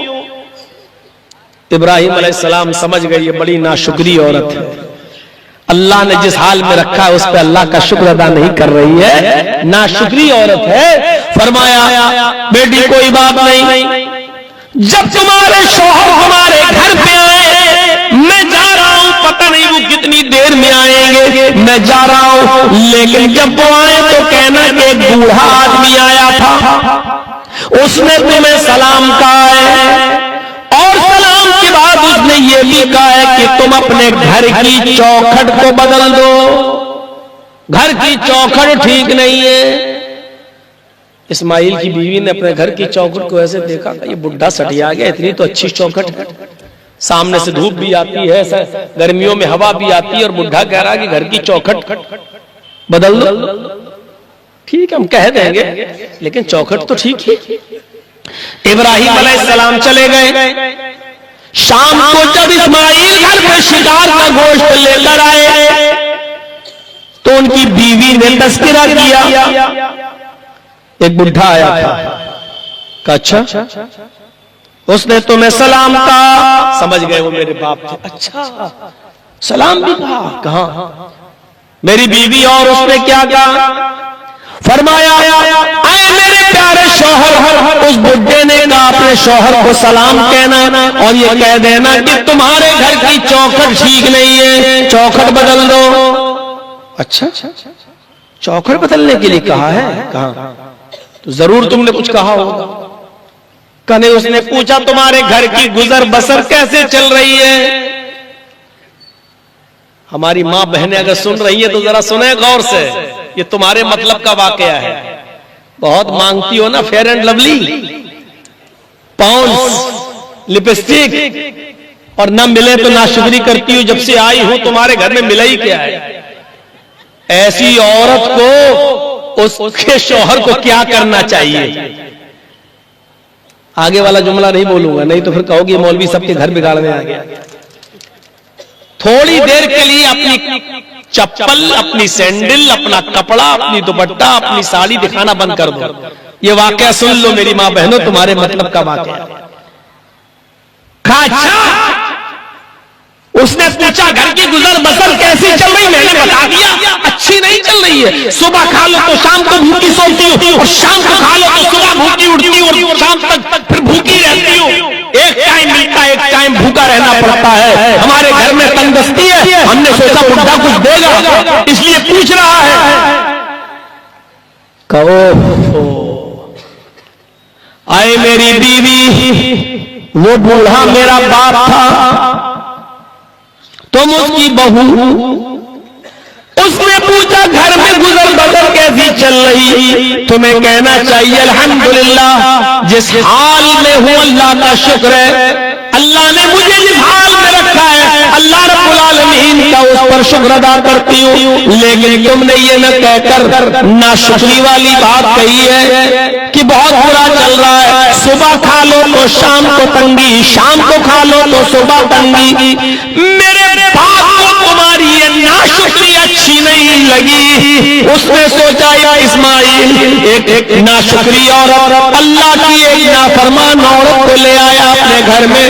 میرے باپ نے کہا کہ چوکھٹ بدل دو. میری بیوی وہ گھر کی چوکھٹ کو بدلنے کے لیے نہیں کہا, میرے باپ نے اس چوکھٹ کو جو تم ہو اس کو بدلنے کے لیے کہا ہے. آئے میری بیوی, میں اپنے باپ کی نافرمانی نہیں کر سکتا, اس لیے میں اپنے گھر کی چوکھٹ کو بدلتا ہوں. ایسی ناشکری اور نافرمان عورت کو میں طلاق دیتا ہوں. آئے بیوی, میں اپنے باپ کی نافرمانی نہیں کر سکتا, میں نے تجھے طلاق دے دیا. عورتیں اسی لیے تو صحیح سے نہیں سنتی ہیں, سن لیں گی تو پھر طلاق دے دیا. اور پھر اسماعیل علیہ السلام نے اسی علاقے میں دوسری نیک عورت سے شادی کر لی. کچھ دنوں کے بعد ابراہیم علیہ السلام پھر گئے. اتفاق سے اسماعیل پھر شکار کھیلنے کے لیے گئے ہوئے تھے, گھر پہ نہیں ملے. دروازے کو کھٹکھٹایا, دوسری بیوی نکلی. دیکھا, السلام علیکم. وعلیکم السلام. اسماعیل کہاں ہیں؟ شکار کھیلنے گئے. تم کون ہو؟ میں ان کی بیوی ہوں. بیٹی گھر میں گزر بسر کیسی چل رہی ہے, کس حال میں ہو تم؟ کہا آپ کو اس سے کیا مطلب؟ کہنے میں جاننا چاہتا ہوں. کہ الحمدللہ, اللہ کا شکر ہے, اللہ نے مجھے جس حال میں رکھا ہے ساری تعریفیں اللہ کے لیے. اللہ کہ ہر قسمت پر میں راضی ہوں. اس نے جس حال میں رکھا ہے میرے لیے وہ حال بہتر ہے. فرمایا بیٹی تمہارے شوہر جب گھر پہ آ جائیں تو ان سے کہنا ایک بوڑھا آدمی آیا تھا, اس نے تمہیں سلام کہا ہے, اور اس نے یہ بھی کہا ہے کہ تم اپنے گھر کی چوکھٹ کو برقرار رکھنا, چوکھٹ کو ایسی رہنے دینا, چوکھٹ کو بدلنے کی ضرورت نہیں. اس عورت نے کہا یہ بڈھا سٹیا گیا, چوکھٹ ہم کیوں بدلنے لگے؟ صحیح ہے تو صحیح ہے, کیا پکڑا ہے. ابراہیم علیہ السلام چلے گئے. جب اسماعیل شام کو گھر واپس آتے تو بیوی نے پوری بات بتائی. کہا اس بوڑھے کا دماغ دیکھو، کہہ رہا تھا کہ ان سے میرا سلام کہنا اور کہنا گھر کی چوکھٹ صحیح ہے، برقرار رکھنا ہے، اس کو بدلنے کی ضرورت نہیں۔ ارے مجھے کیا پڑی اس چوکھٹ کو بدلنے کی، اتنا اچھا تو گھر، اتنی اچھی تو چوکھٹ۔ اسماعیل مسکراتے ہوئے کہتے ہیں میری بیوی سلام کہنے والا شخص میرا باپ تھا ابراہیم علیہ السلام، یہاں آئے انہوں نے تمہارا امتحان لیا، تم سے پوچھا گھر کا گزر بسر کیسا چل رہا، تم نے کہا بہت اچھا، الحمدللہ، علی کل حال، ہر حال میں اللہ کا شکر۔ اس نے کہا اپنی چوکھٹ کو برقرار رکھنا، یہ گھر کی چوکھٹ نہیں وہ تم ہو۔ انہوں نے کہا کہ اپنی بیوی کو اپنی بیوی بنائے رکھنا، ان کو طلاق دینے کی ضرورت نہیں ہے، یہ مقصد تھا۔ میرے بھائیوں، حضرت ابراہیم علیہ السلام کے حکم پر اسماعیل نے اپنی بیوی کو طلاق دے دیا، کیونکہ انہوں نے کہا تھا کہ اپنے گھر کی چوکھٹ کو بدل دینا۔ آج ایسی فرما بردار، یہ ایک الگ مسئلہ ہے، الگ مسئلہ۔ کیا باپ اگر کہے کہ اپنی بیوی کو طلاق دے دو تو دینا چاہیے کہ نہیں دینا چاہیے، یہ ایک الگ مسئلہ ہے۔ لیکن آج کے زمانے میں ایسی فرما بردار اولادیں کہاں ملتی ہیں ماں باپ کو جو اپنے ماں باپ کی اتنی اطاعت گزار ہو، فرما بردار ہو، جو بیوی سے زیادہ باپ کو ترجیح دیتی ہو اور ماں بیوی سے زیادہ ماں کو ترجیح دیتی ہو، جو اولاد آج کے زمانے میں میرے بھائیوں نہیں۔ بہت خوش نصیب ہیں وہ لوگ جن کے گھر میں بیویاں ہیں، لیکن بیوی آپ کے باپ کو اپنا باپ سمجھتی ہو اور آپ کی ماں کو اپنی ماں سمجھتی ہو اور ان کی خدمت کرتی ہو، یہ بہت بڑی، میرے بھائیوں بہت بڑا خوش نصیب ہے وہ انسان جو آج کے دور میں جس کو ایسی بیوی ملی، ورنہ وہ گھر آنے کے بعد سب سے پہلے یہ سوچتی ہے کہ کتنے دن میں صبر کروں اور کب میں اپنے شوہر کے کان بھر کر اس کی بہنوں سے اس کو الگ کروں، اس کے باپ سے اس کو الگ کروں، اس کی ماں سے اس کو الگ کروں، یہ پلاننگ کرتی اور دماغ میں یہ تانا بانا بنتی ہے۔ میرے بھائیوں، بڑے خوش نصیب ہیں وہ لوگ جو اپنے باپ کو اپنی بیوی پر ترجیح دیتے ہیں، جو اپنی ماں کو اپنی بیوی پر ترجیح دیتے ہیں۔ آپ کو یاد ہوگا اور نہ یاد ہو تو سن لیجئے، حضرت علقمہ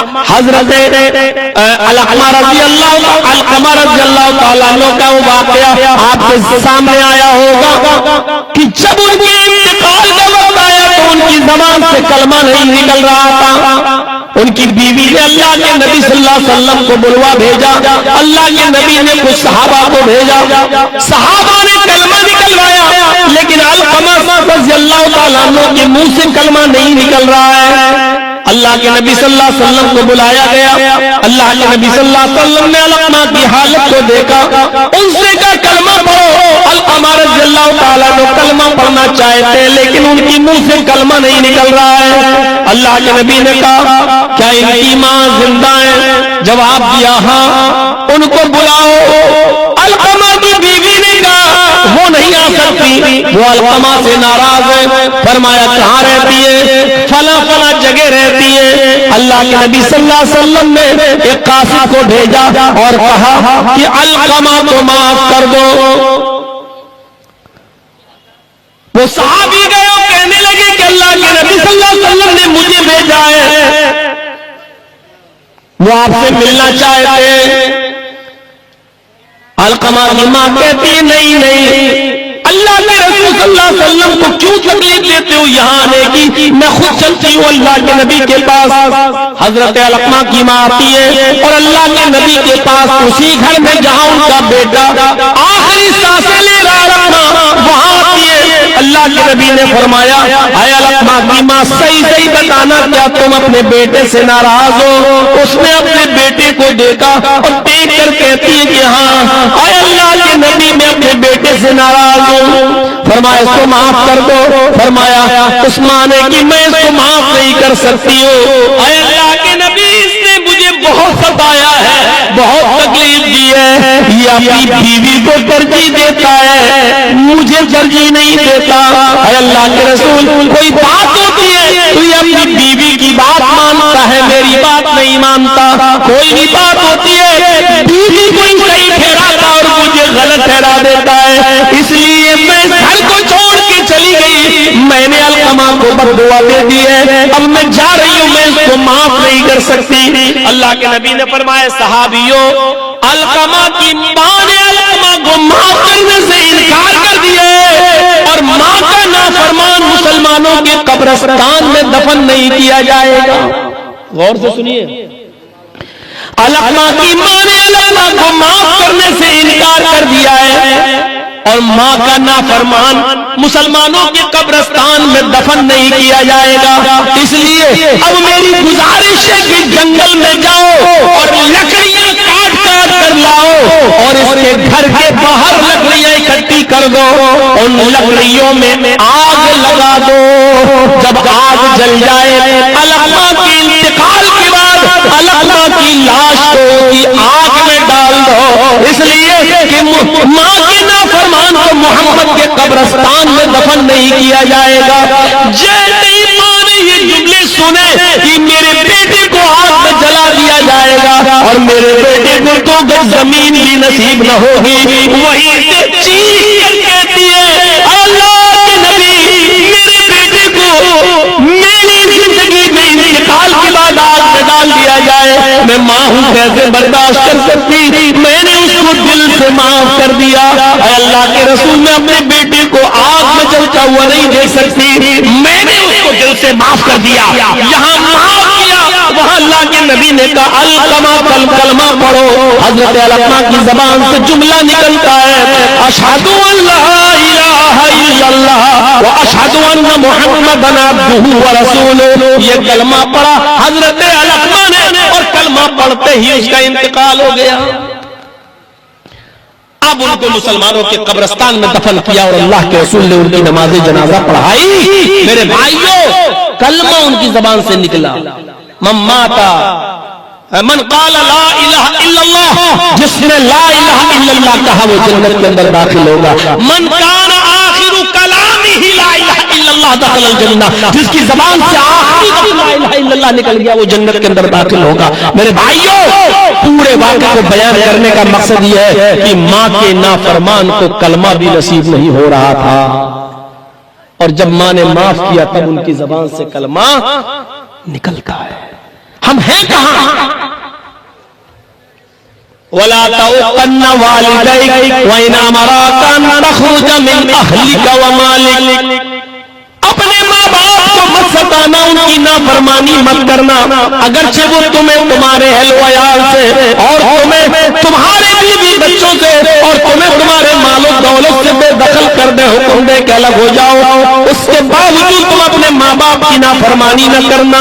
دو چیزیں ابھی ماں باپ کے اوپر اور بھی بولا جا سکتا، قرآن کی آیتیں اور حدیثیں، لیکن بس شارٹ میں بتاتے ہوئے آگے چلتا ہوں۔ تیسری چیز پر آئیے آپ، دو چیزیں ہو گئی، ایک شرک مت کرنا اور دوسری ماں باپ کی نافرمانی مت کرنا۔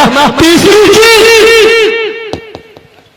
وَلَا تَتْرُكَنَّ صَلَاةً مَكْتُوبَةً مُتَعَمِّدًا، فرض نماز کا زدن جان بوجھ کر مت چھوڑنا، اس لیے کہ جو بھی فرض نماز کا زدن جان بوجھ کر چھوڑے گا اللہ کی کوئی ذمہ داری اس کے اوپر نہیں رہے گی۔ ہمارے سماج کی سب سے بڑی ذمہ داری یہ جلسے جو یہاں منعقد ہوتے ہیں بہار اور بنگال اور جھارکھنڈ کی سرزمین پر، یا تو مدرسوں کے لیے یا مسجدوں کے لیے، اور آج کا یہ اجتماع، یہ جلسہ بھی عیدگاہ کے لیے ہو رہا ہے، عید اور بقرعید کی نماز پڑھنے کے لیے آپ کو انتظام چاہیے عیدگاہ کا۔ اس لیے تو میرے بھائیوں، یہ ہمارے سماج کا ایک زبردست حصہ ہے نماز۔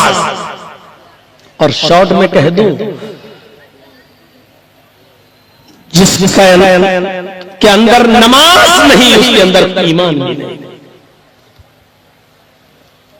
العہد الذی بیننا وبینہم الصلاۃ، ہمارے اور ان کے درمیان جو عہد و پیمان ہے، ہمارے اور ان کے، کس کے؟ یہود و نصارہ، ہمارے اور ان کے یعنی مسلمانوں اور کافروں کے درمیان اگر کسی چیز کا عہد و پیمان ہے تو وہ نماز کا۔ من ترکہا ترک الدین، جس نے نماز کو چھوڑا اس نے دین کو چھوڑ دیا۔ ایک حدیث میں آتا ہے کہ من عدم الصلاۃ عدم من ترک الصلاۃ حدم الدین، جس نے نماز کو چھوڑا اس نے دین کو گرا دیا۔ میرے بھائیوں غور کرو، جس نے نماز ترک کیا اس نے دین ترک کر دیا۔ ہمارے اور کافروں کے درمیان فرق کرنے والی کوئی چیز ہے تو وہ نماز، اگر نماز کو ہٹا دیا جائے تو ہم میں اور کافروں میں کوئی فرق نہیں۔ یہ اللہ کے نبی صلی اللہ علیہ وسلم نے فرمایا۔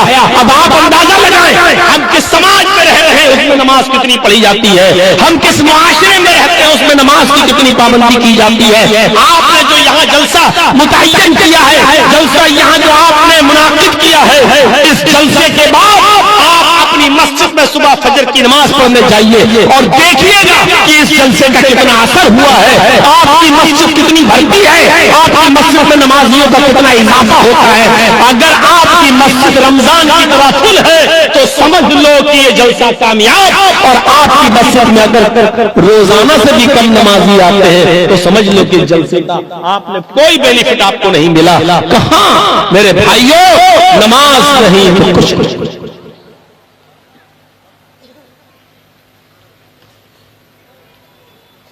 حضرت قاضی شریح ایک بہت بڑے قاضی گزرے ہیں، حضرت علی نے ان کو قاضی بنایا تھا۔ ان کا بیٹا ایک مدرسے میں پڑھتا تھا اور کئی بچے پڑھتے تھے اس مدرسے میں، تو ان کا بیٹا قاضی شریح کا بیٹا ایک نائی کی دکان پہ چلا گیا، حجام کی دکان پر بال بنوانے کے لیے کہ ہم ذرا یہ بال کٹوا لیں۔ تو وہاں ہوتا ہے ایک دو آدمی بیٹھے ہوئے، ان کے بعد تمہارا نمبر آئے گا، تو وہ بیچارہ بیٹھ گیا۔ اس زمانے میں مائک تو تھے نہیں، گھڑیاں بھی نہیں تھی کہ گھڑی دیکھ لے چل جب ابھی نماز کا ٹائم ہو رہا۔ جب اس کا نمبر آیا تو عصر کی اذان ہونے لگی، اور جب تک اس کا حجامت ہوتی ہے، بال بنتے ہیں، تب تک نماز ختم ہو گئی۔ جب یہ مدرسے کے اندر بال بنوانے کے بعد پہنچتا ہے قاضی شریح کا بیٹا تو دیکھتا جماعت ختم ہو گئی، اس نے وضو بنایا اور الگ نماز پڑھنے لگا۔ بھائی جماعت ختم تو اب الگ ہی تو نماز پڑھے گا، الگ نماز پڑھنے لگا۔ وہاں کے استادوں کو اس کا الگ نماز پڑھنا پسند نہ آیا، یعنی جماعت کا چھوڑ دینا پسند نہیں آیا۔ استادوں نے اس کو کوئی سزا نہیں دی، لیکن اس اسکول کے اس مدرسے کے ہیڈ ماسٹر نے، پرنسپل نے، صدر نے ایک لیٹر لکھا قاضی شریح کے نام، باپ کے نام، اے قاضی صاحب سارے زمانے کا فیصلہ تو آپ کرتے ہیں، آپ کے بیٹے کا فیصلہ کون کرے گا؟ آپ کا بیٹا عصر کی نماز سے پہلے مدرسے سے نکلتا ہے، نائی کی دکان پر جاتا ہے، حجامت بنواتا ہے، جب وہ حجامت بنوا کر واپس آتا ہے تو عصر کی جماعت ہو چکی ہوتی ہے، اس نے عصر کی نماز بعد میں پڑھی ہے، اس نے جماعت ترک کر دی ہے۔ بتاؤ جماعت کے چھوڑنے کی سزا آپ کے بیٹے کو کیا ملنی چاہیے؟ ہم میں کوئی چیز بتاؤ، فیصلہ آپ جج ہیں، آپ قاضی ہیں، آپ بتائیں آپ کے بیٹے کو ہم کیا سزا دیں؟ وہاں سے دوسرا لیٹر آتا ہے، ایک قاصد لے کر آیا، اس لیٹر میں قاصد ایک ڈنڈا بھی لے کر آیا، موٹا سا ڈنڈا، اور لیٹر میں لکھا ہوا تھا اسکول کے مدرسے کے صدر کے نام، محترم استاد آپ نے میرے بیٹے کی شکایت کی، میں اپنے قاصد کو بھیج رہا ہوں اور ایک ڈنڈا بھی اس کے ہاتھ میں، اس ڈنڈے سے میرے بیٹے کو اتنا پیٹنا، اتنا پیٹو کہ یہ ڈنڈا 3 ٹکڑے ہو جائے، اور جب 3 ٹکڑے بٹ جائے، 3 ٹکڑے ہو جائے، اس کے بعد میرے بیٹے سے پکا وعدہ لو، اگر وہ وعدہ کر لے کہ اب جماعت کو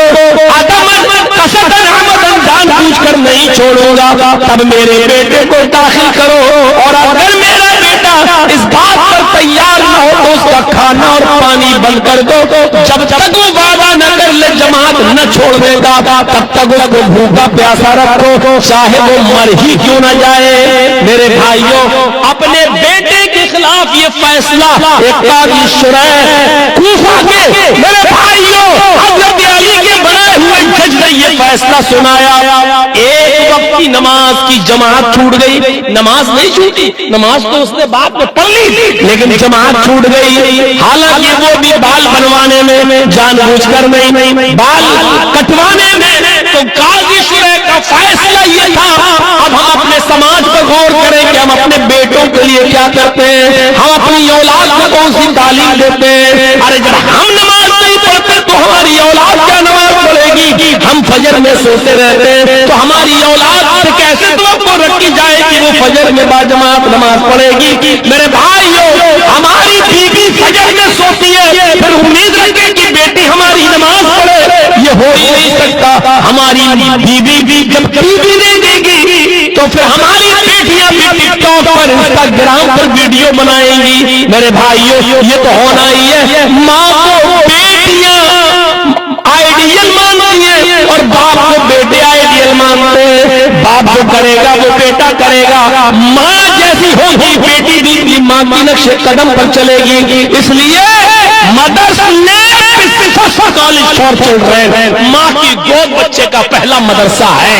अगर माँ की गोद से बच्चा सही अगर तरबियत आ गया तो ये बच्चा आगे चल के भी तरबियत याफ्ता रहेगा। और माँ की गोद से बच्चे को सही तरबियत नहीं मिली तो माफ करना, BA MA करने के बाद डॉक्टर DMS MBBS और MD और MS करने के बाद भी, CA BCom और MCom करने के बाद भी वो खड़े होकर पैंट की चैन खोलकर नाली के पास खड़े होकर वो कुत्ते की तरह, गधे की तरह पेशाब करता हुआ नजर आएगा, क्योंकि माँ की गोद से उसको तरबियत नहीं मिली। माँ की गोद से तरबियत मिलेगी तो बच्चा तरबियत पाएगा।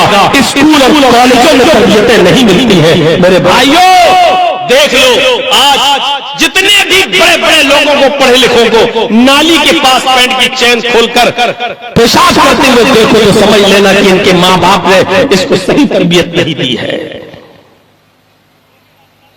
वरना मौता इमाम मालिक पढ़िए, एक सहाबिया के घर में एक बच्चा पैदा होता। वो बच्चा जब पेशाब करता था तो माँ पानी का बर्तन उसकी शर्मगाह पर उसकी पेशाब की जगह पे डाल देती थी। जब बच्चा चलने के लायक हुआ, पहला दिन था उसका चलने का, पहला दिन जब बच्चा चलने के लायक हुआ, उसको पेशाब लगा, बच्चे ने पानी का छोटा सा प्याला उठा लिया ऐसे, छोटा सा बच्चा, पहला दिन उसका चलने का, अब वो लेके ऐसे जा रहा है। माँ दूर से देख रही है कि देखे मेरा बेटा कहां जा रहा है। बेटा एक जगह बैठ जाता है, उसको नहीं मालूम, बैठ गया, पेशाब कर लिया, उसको नहीं मालूम कि अब इस्तिंजा कैसे किया जाए। माँ जैसे पानी डालती थी वैसी उसने भी पानी का प्याला लेके अपने ऊपर डाल दिया। ये मंजर देखकर माँ मुस्कुराती है और नजरें आसमान पे डाल के कहती है, फुज़्तु बिरब्बिल काबा, काबे की रब की कसम में कामयाब हो गई। मैं अपने बच्चे को जो तरबियत देना चाहती थी वो दे दी, मैं अपने बच्चे को जैसा बनाना चाहती थी बना दी। मैं यही देखना चाहती थी कि मेरा बच्चा पानी लेकर इस्तिंजा करने जाता या नहीं, बैठकर पेशाब करता या नहीं, एक सुनसान जगह पे जाता या नहीं। उस बच्चे को नहीं मालूम कि पेशाब अलग करना चाहिए, क्यों करना चाहिए, शर्मगाह किसके सामने खोलना चाहिए, किसके सामने नहीं। उस मासूम से बच्चे को क्या मालूम मेरे भाइयों। लेकिन वो अलग जाता है, बैठता है, पेशाब करता है और पानी का प्याला अपने ऊपर डाल लेता है। और माँ समझ रही है कि मैं अब कामयाब हो गई, मैं अपने बच्चे को जो तरबियत देना चाहती थी मैंने दे दी। ये माएँ क्या तरबियत देंगी जो अपने बच्चों की पैंट की चैनें खोलकर खुद नालियों में खड़े होकर पेशाब करवाती है। इनके बच्चे आगे चलकर क्या बनेंगे, क्या बनेंगे। जो बच्चा माँ के पेट से और माँ की पैदा होने के बाद माँ की गोद से तरबियत नहीं पाता, माफ कीजिएगा वो BA और MA करने के बाद भी खड़े होकर पेशाब करता हुआ नजर आएगा। हाँ, आप लोगों में से भी बहुत से पढ़े लिखे लोग होंगे, BCom MCom CA किए हुए होंगे, अच्छी डिग्रियों के मालिक होंगे, लेकिन खड़े होकर पेशाब करने वाले होंगे। मेरी बात आपको बुरी लग रही होगी, लेकिन सच्चाई यही है कि जो बच्चा अपने माँ की गोद और अपने पेट से बाहर आने के बाद माँ की गोद से तरबियत नहीं पाता, वो बच्चा स्कूल और यूनिवर्सिटियों में रहकर भी तरबियत नहीं पा सकता है। सुल्तान डाकू को सुल्तान डाकू को पकड़ा गया, गिरफ्तार किया गया और कुछ दिनों के बाद उसको फांसी की सजा हो जाती है। जब उसको फांसी की सजा होने लगी तो उससे पूछा गया तुम्हारी आखिरी ख्वाहिश क्या है? उसने कहा मुझे अपनी माँ से मिलना है। जब माँ को सामने लाया गया तो जल्लाद फांसी देने वाले ने कहा लीजिए तुम्हारी माँ गई है। उसने कहा आप कुछ बात करना चाहते हो, कोई और तुम्हारी ख्वाहिश है? उसने कहा मेरी ख्वाहिश है लेकिन तुम पूरी नहीं करोगे। पूछा गया क्या ख्वाहिश है? जब माँ को बुला लिया तो अब क्या ख्वाहिश है? उसने कहा मेरी है ख्वाहिश लेकिन तुम पूरी नहीं करोगे। कहा पूरी करने की होगी तो जरूर करूंगा, बताओ आखिरी वक्त में तुम अब क्या चाहते हो? सुल्तान डाकू जवाब देता है मैं चाहता हूं कि मुझसे पहले मेरी माँ को फांसी दी जाए, मैं अपनी माँ को फांसी के फंदे में लटकता हुआ देखना चाहता हूं, उसके बाद मुझे फांसी दी जाए। पूछा गया ऐसा क्यों कह रहे हो? कहा मुझे फांसी के तख्ते पर ले जाने वाली ये मेरी माँ है। कहा ऐसे क्यों बोल रहे हो? कहा जब मैं छोटा था 5 साल का 6 साल का, मेरी माँ ने मुझे सिक्का दिया था कि बेटे का अंडा खरीद के लाओ। मैं अंडा लेने गया, मैंने अंडा खरीद लिया, दुकानदार ने कहा पैसा दो, मैंने कहा दिया तो था, हालांकि मैंने नहीं दिया और दुकानदार ये समझा कि पैसा दे दिया होगा, बच्चा झूठ थोड़ी बोलता। मैं पैसा बचा कर और अंडा लेकर आ गया, माँ को अंडा भी दिया और पैसा। तो माँ ने कहा पैसा तुम कैसे बच गया? हमें ऐसे ऐसे करके लाया, मेरी माँ ने मुझे सीने से लगाया और थपथपाया, शाबाश बेटा इस तंगस्ती में तुमने ये पैसा बचाकर बहुत अच्छा किया। यही से मेरी हिम्मत खुली, पहले मैं अंडे चोरी करने लगा, फिर धीरे धीरे मुर्गी चोरी करने लगा, फिर एक बहुत माहिर चोर बन गया, माल कमा कमा कर अपने माँ के सामने डालने लगा, यहाँ तक कि फिर मैं डाकू बन गया और डाकू बनने के बाद फिर जो माल नहीं देता था हम उसका मर्डर कर दिया करते थे और उसका माल छीन लिया करते थे। बिलाखिर में पकड़ा गया, मुकदमा चला, फांसी की सजा दी गई है। आज मैं फांसी के तख्ते पर पहुंच रहा हूं तो अपनी माँ की वजह से।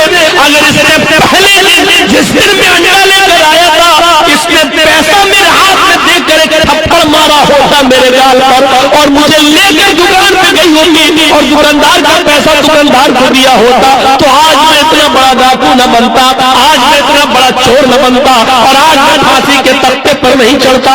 मेरे इस फांसी के फंदे पर पहुंचाने वाली मेरी माँ है, इसलिए इसको पहले फांसी दी जाए उसके बाद मुझे दी जाए। तो आज जो शराबी है, जो जुआरी है, जो आज गलत राह पे चल रहे हैं, उनकी माँ दुआ मांग रही है अल्लाह मेरे बेटे को सुधार दे। वो अपना गरीबान छाप कर देखे कि तुम्हारा बेटा शराबी बना कैसे। वो माँ बाप अपने गरीबानों में झांके कि तेरा बेटा चोर बना कैसे, तेरा बेटा आज मुजरिम बना कैसे, शराबी बना कैसे। अब पछताते हो कि अल्लाह मौलाना दुआ करो। रात के 12-12 बजे तक आपकी बेटी इंस्टाग्राम चलाएगी, मोबाइल चलाएगी और फिर ऐसे रात के घर से सोना चांदी लेकर एक गैर मुस्लिम लड़के के साथ फरार होकर किसी मंदिर में जाके सिंदूर लगा के शादी कर लेगी और बाद में तुम कहोगे कि मौलाना बहुत बुरा हुआ। अपने घर के दरवाजे बंद करके कहोगे कि मेरे लिए मर गई है। ये तो सोचो कि वो गैर मुस्लिम लड़के के साथ गई कैसे। तुम्हारी तरबियत में क्या कमी रह गई, तुम्हारी तालीम में क्या कमी रह गई, तुम्हारी शिक्षा में क्या कमी रह गई। आज गैर मुस्लिम लड़के उसके दोस्त बने तो कैसे बने। आज उसके फेसबुक पे उसके गैर मुस्लिम लड़के दोस्त हैं तो क्यों है। वो व्हाट्सएप गैर मुस्लिमों से बातें करती है तो क्यों बातें करती है। क्या इसमें तुम्हारा कोई किरदार नहीं है? क्या तरबियत दी है तुमने अपनी बेटियों को, अपने बेटों को। इसमें हम और आप भी जिम्मेदार हैं। वला तउकन्न वालिदैन वला ततरुकन्न सलातन मकतूबतन मुतअम्मिदन। हजरत उमर फारूक फजर की नमाज पढ़ा रहे हैं, पहली रकात में अबू लूलू छिपा बैठा है, कंबल से मुंह छिपाए हुए, नेजा लिए हुए, नेजे में जहर लगा हुआ है। जैसे हजरत उमर ने नमाज के लिए नियत बांधी अल्लाहु अकबर اور صحابہ نے پیچھے نیت باندھ لی اللہ اکبر. اس نے موقع دیکھا, نماز کی حالت میں تو کوئی ادھر ادھر دیکھتا نہیں ہے, چھپا بیٹھا تھا, منبر کے پاس آیا اور اس نے نیزہ حضرت عمر فاروق کے پیٹ میں مار دیا. یہاں گھستا ہے نیزہ, اس نے جب نکالا تو یہاں تک پیٹ پھٹ جاتا ہے, تھوڑا خون گرا اور بے ہوش ہو گئے. اے چائے والے بیٹھ جا, یہیں بیٹھ جاؤ یا ادھر جاؤ, سامنے آگے بیچ رہے ہو, نہیں ادھر جا کے بیچو نا, اس طرف چلے جاؤ, جاؤ اس کا بھی روزی روٹی ہے تو ادھر جا کے کرو, سامنے نہ کرو. تو میرے بھائیوں غور کرو, یہ پیٹ پھٹ گیا یہاں سے یہاں تک, بے ہوش ہو گئے. ابو لولو بھاگنا چاہا, ایک صحابی نے نماز توڑ کر اس کی اوپر کمبل پھینکا, اس کا پیر الجھ گیا, وہ وہیں گرا. اس نے سوچا میں پکڑا گیا اور میں قتل کر دیا جاؤں گا, اس لیے اس نے وہی نیزہ اپنے پیٹ میں مار لیا اور خودکشی کر کے مر گیا. حضرت عمر فاروق کو گھر لایا گیا, جب ان کو ہوش آیا خون اتنا گر چکا تھا, ابھی نماز نہیں پڑھ سکے تھے, پہلی رکعت میں تھے کہ بے ہوش ہو گئے. دودھ پلایا گیا, منہ سے دودھ پی رہے, پیٹ سے نکل گیا. شہد پلایا جا رہا ہے, منہ سے پیتے پیٹ سے نکل جاتا. پانی پلایا گیا, منہ سے پیتے پیٹ سے نکل جاتا. کسی نے کہا امیر المومنین میں پانی لایا ہوں, وضو بنا لیجئے اور لیٹ کر نماز پڑھ لیجئے, ابھی آپ کی نماز نہیں ہوئی ہے, فجر کی نماز میں تھے. اچھا او ابھی نماز نہیں پڑھی؟ کہا نہیں. جلدی سے وضو بنایا, پیٹ پہ کپڑا باندھے ہوئے تھے, کہا مجھے کھڑا کر دو. وضو بنانے کے بعد ان کو کھڑا کر دیا گیا. کہا امیر المومنین اس حال میں تو بیٹھ کے پڑھ لو, لیٹ کے پڑھ لو, کھڑے ہو کے پڑھیں گے اور وزن پڑے گا, بلڈ اور زیادہ بہے گا.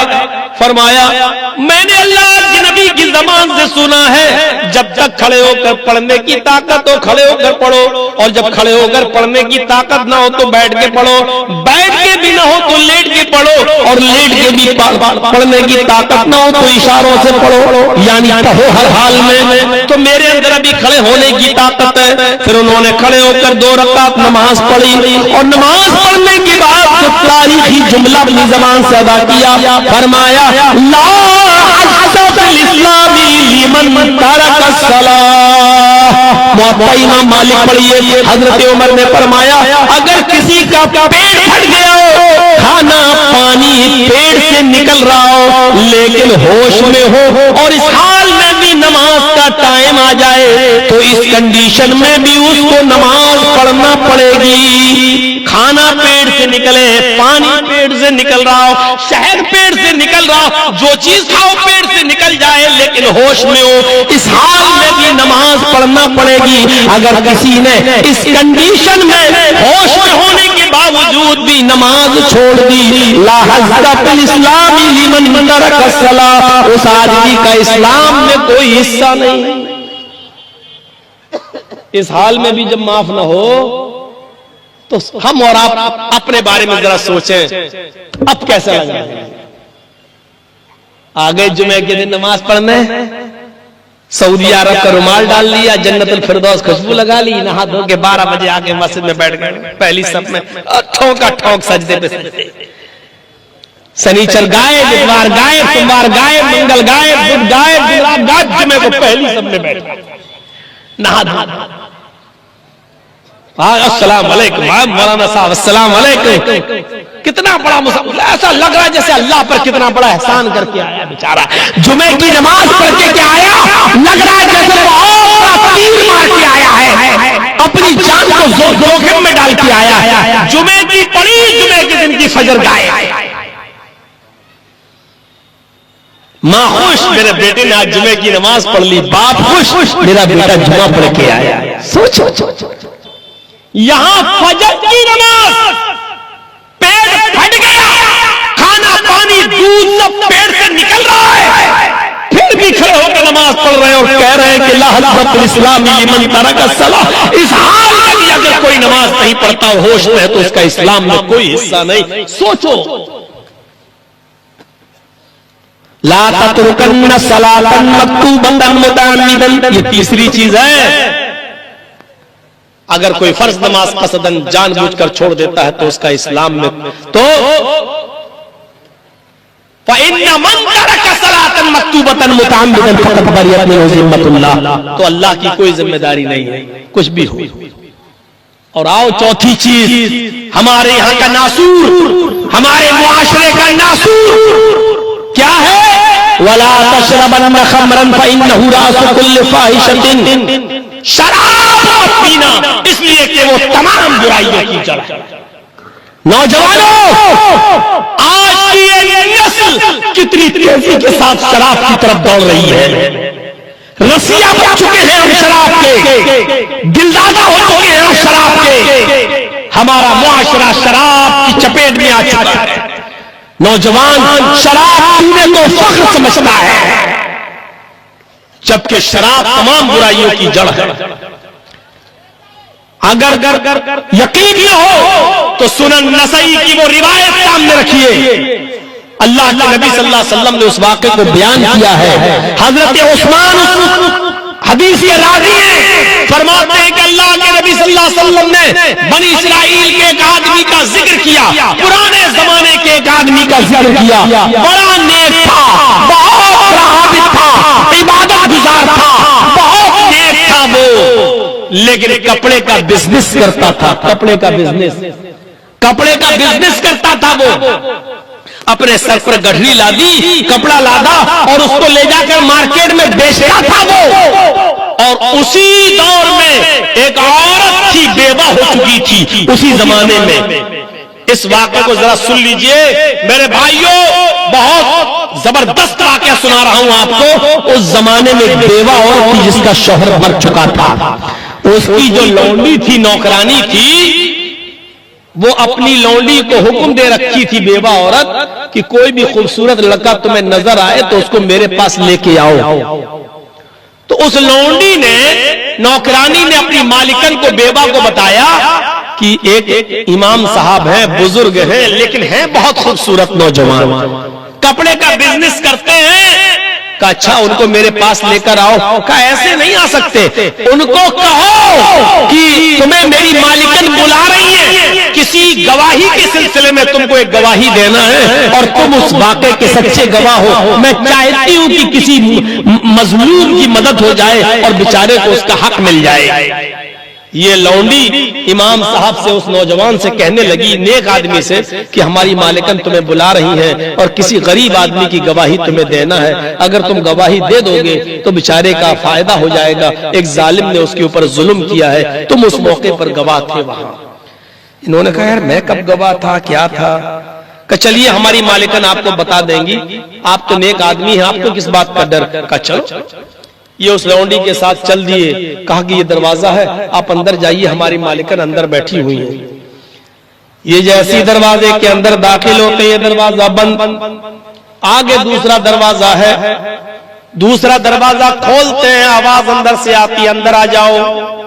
جیسے یہ دوسرے دروازے کے اندر جاتے ہیں، دوسرا دروازہ بند، یہ تیسرے دروازے پر پہنچتے ہیں، آواز آتی اس دروازے کو کھولو، میں اسی دروازے کے اندر ہوں۔ انہوں نے اس دروازے کو کھولا، سامنے کیا دیکھتے ہیں؟ خوبصورت حسین و جمیل عورت۔ اس نے کہا آئیے اور بیٹھ جائیے۔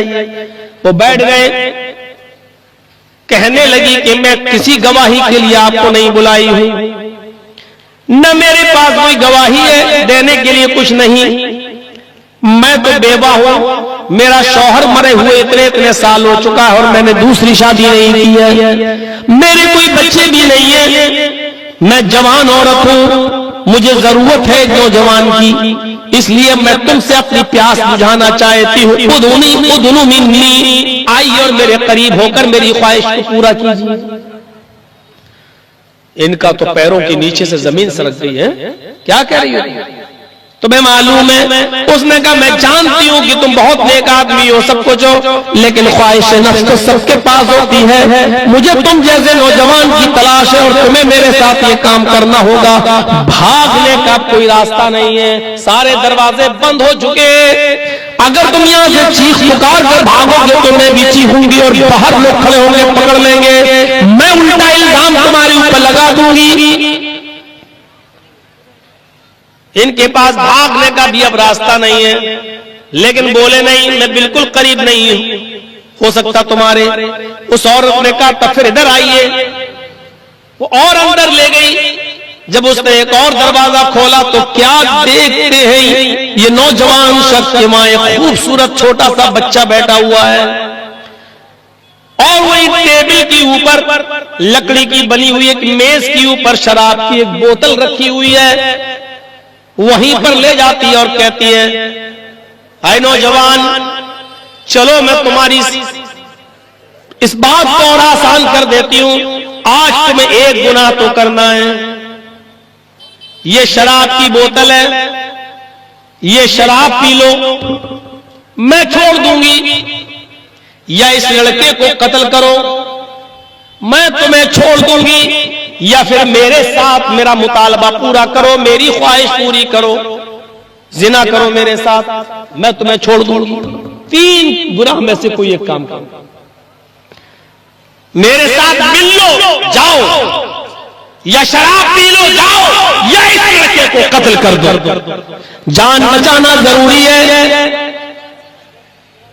شرک نہیں کروایا جا رہا ہے، اور جان بچانا بھی فرض ہے.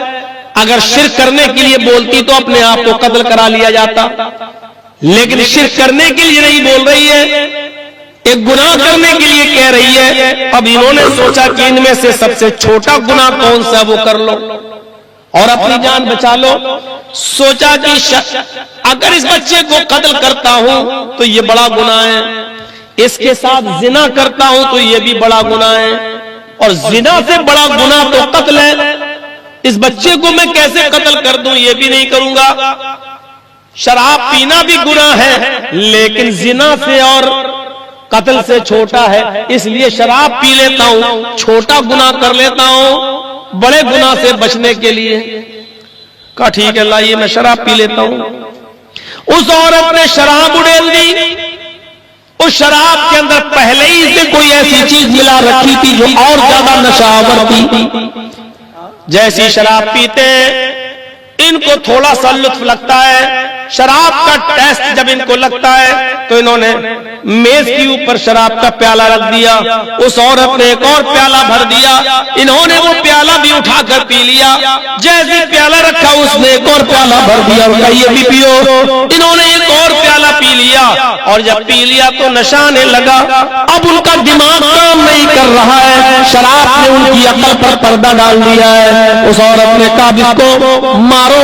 انہوں نے چھری اٹھائی، دماغ کام کرنا بند کر دیا اور اس چھوٹے سے معصوم بچے کا قتل بھی کر ڈالا. اور جب قتل کر دیا اس کو لہو لہان کر دیا. تب کہا کہ اب آؤ میرے ساتھ. ان کا عقل کام نہیں کر رہی تھی، اس عورت نے ان کو اپنے اوپر سوار کر کے ان کے ساتھ زنا بھی کر لیا. میرے بھائیوں جب ہوش میں آتے ہیں تو کیا دیکھتے قتل بھی ہو چکا ہے، زنا بھی ہو چکا ہے، شراب بھی پی لی ہے. میرے بھائیوں بڑی مشکل سے وہاں سے جان بچی، لیکن گناہ تو اتنے کر چکے ہیں. اسی لیے اللہ کے نبی نے فرمایا وَإِنَّهُ رَأْسُ كُلِّ فَاحِشَةٍ، یہ سب سے بدترین جرم شراب پینا، اس لیے کہ تمام گناہوں کی جڑ ہے. میرے بھائیوں ابھی تک تو صرف ایک گناہ کروا رہی تھی، لیکن شراب پینے کے بعد ان سے 3 گناہ ہو گئے. شراب بھی پی لی، قتل بھی کر دیا اور زنا بھی کر لیا. اس لیے نوجوانوں شراب پینے کے بعد آپ یہ سوچو کہ ہم سے کوئی جرم نہیں ہوگا، یہ اور بڑا جرم ہے. شراب کو ہر حال میں چھوڑیے.